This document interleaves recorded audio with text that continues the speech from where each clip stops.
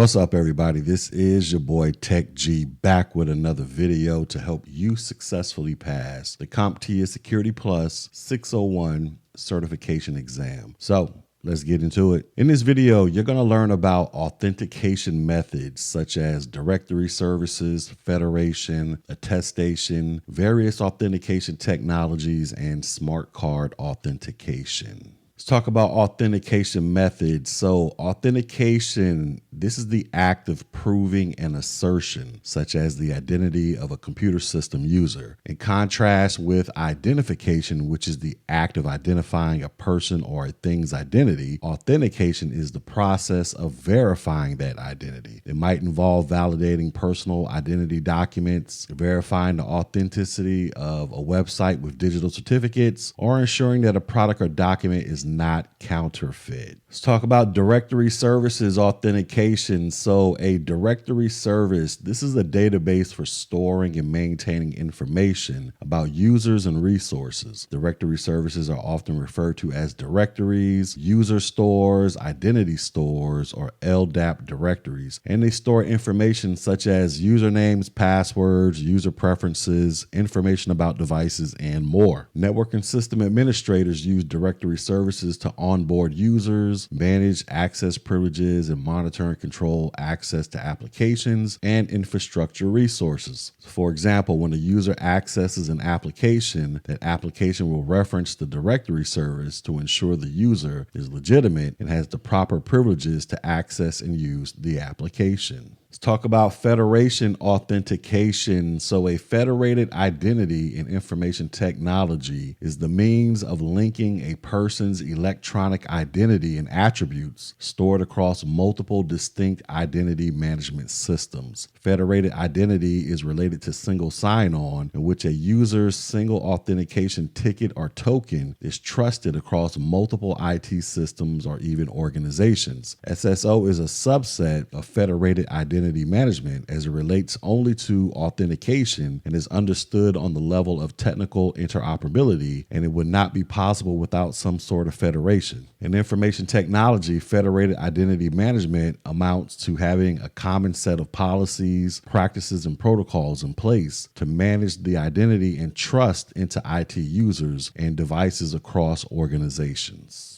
Talk about attestation authentication. So attestation provides evidence or proof of something. The process of attestation allows one program to authenticate itself, where remote attestation is a means for one system to make reliable statements about the software it is running to another system. The remote party can then make authorization decisions based on that information. So simply put, building trust is the purpose of attestation. Regardless of the business model, customers need to know if the internal controls surrounding an entity-wide cybersecurity risk management program are sufficient. All right, let's talk about some authentication technologies. And the first one we're going to talk about is the time-based one-time password. So a time-based one-time password, this is a temporary passcode generated by an algorithm that uses the current time of day as one of its authentication factors. Time-based one-time passwords are commonly used for two-factor authentication and have seen growing adoption by cloud application providers. In two-factor authentication scenarios, a user must enter a traditional static password as well as the time-based one-time password to gain access to digital information or a computing system. And typically, the temporary password will expire after anywhere between 30 to 240 seconds. And there are various methods available for a user to receive a time-based one-time password, including the following. It could be hardware security tokens, which display the password on a small screen. It could be a mobile authenticator app such as Google Authenticator, or it could be text messages, emails, or voice messages that are sent from a centralized server. And time-based one-time passwords do provide additional security, because even if a user's traditional password is stolen or compromised, an attacker will not be able to gain access with the time-based one-time password, which expires rather quickly. Next, we have a HMAC-based one-time password. So an HMAC-based one-time password. This is a one-time password algorithm based on HMAC, and that stands for hash-based message authentication code. So HMAC-based one-time passwords, they rely on two pieces of information. The first is the secret key, which is also known as the seed, which is known only by the token and the server that validates submitted one-time password codes.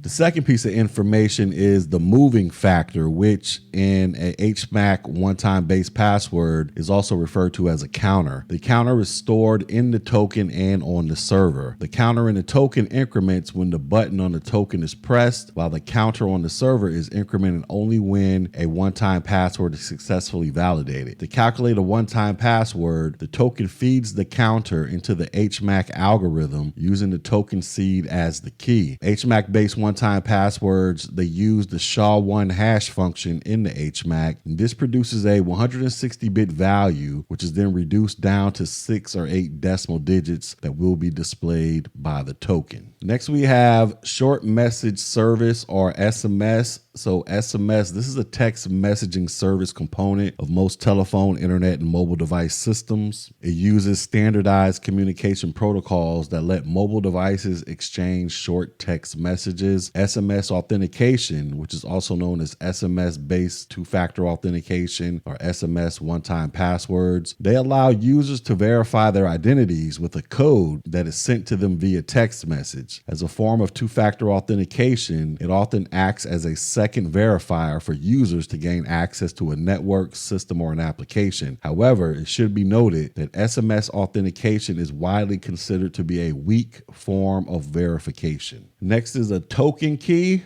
And this is also known as a security token. And this is a peripheral device that is used to gain access to an electronically restricted resource. The token is used in addition to or in place of a password. It acts like an electronic key to access something. Examples include a wireless key card opening a locked door, or in the case of a customer trying to access their bank account online, the use of a bank-provided token can prove that the customer is who they claim to be. Token-based authentication, this is a protocol which allows users to verify their identity and in return receive a unique access token. During the life of the token, users then access the website or app that the token has been issued for, rather than having to re-enter credentials each time they go back to the same web page, app, or any resource protected with the same token. Authentication tokens, they work like a stamped ticket. The user retains access as long as the token remains valid. Once the user logs out or quits an app, the token will become invalidated. Next, we have a static code, and these are standard passwords or security codes that get changed based on predetermined policies. Static codes are among the weakest and most insecure methods for authentication, and they should only be used as a backup mechanism and should never be considered secure because they are available in some physical form, whether on paper or stored digitally. Many consider static codes as a last resort method for trying to gain access, such as in the case of a lost password. Static codes can be used with other authentication types, such as two-factor authentication, where a user enters a username and password, followed by entering a one-time use static code. However, static codes can be easily hacked, and no matter how strong a user tries to make them, there are dictionaries and techniques that can be used for cracking the strongest of passwords. Next is Authentication Application. So an Authentication Application, this is a program that generates security codes for signing into assets by way of an authenticator and a verifier. An example of an authentication application would be if you are trying to sign into a website. After navigating to the website and entering your username and password, you may be prompted to enter a 6-digit code from an authenticator app like Google Authenticator in order to gain access to that website. Then we have push notification. So a push notification, this is when software triggers and provides certain information such as alerts, authentication attempts, updates, or any other notification to a device without the user deliberately requesting the notification. Push notifications can be set up to allow users to receive an authentication verification prompt to either approve or decline access to a certain resource or log into a system. Notifications can be sent embedded band or out of band using any number of communication channels. Also, push notifications can authenticate a user by confirming that the device registered with an authentication system, such as a mobile device, is in fact in the user's possession at the time of the request. Next, we have a phone call authentication. So phone call authentications, this is a verification system in which a user receives an automated phone call that requires the user to press a certain button or enter a certain code. The phone call may prompt the user to enter a certain number combination that will be compared or approved, as well as prompting the user to press a single number or the hash or star key to confirm the requested call. In some password reset systems, such as Microsoft's implementation, requires 3 levels of verification, such as 1, you will go about the process of requesting a password reset. You will then verify the email that you requested to reset the password. And then 3, an automated call request will have you enter a code that was emailed or text to you in order for you to reset your password. And then let's talk about smart card authentication. So a smart card, this is a secure microcontroller that is typically used for generating, storing, and operating on cryptographic keys. Smart card authentication provides users with smart card devices for the purpose of authentication. Users connect their smart card to a host computer, then software on the host computer interacts with the keys material and other secrets stored on the smart card to authenticate the user. In order for the smart card to operate, the user needs to unlock it with a user PIN. Smart cards are considered a very strong form of authentication because cryptographic keys and other secrets that are stored on the card are very well protected both physically and logically and are therefore extremely hard to steal. All right, so that was my class on authentication methods, where we talked about authentication methods such as directory services, federation, attestation, various authentication technologies, and smart card authentication. Now, if you felt like you've gotten something valuable out of this information, go ahead and hit the like button, share button, drop a comment, but most importantly, subscribe to this channel. Also, go check out my website, Technology G, so that you can get read up on the latest and greatest to help you successfully pass the CompTIA Security Plus 601 certification exam. And until next video, ladies and gentlemen,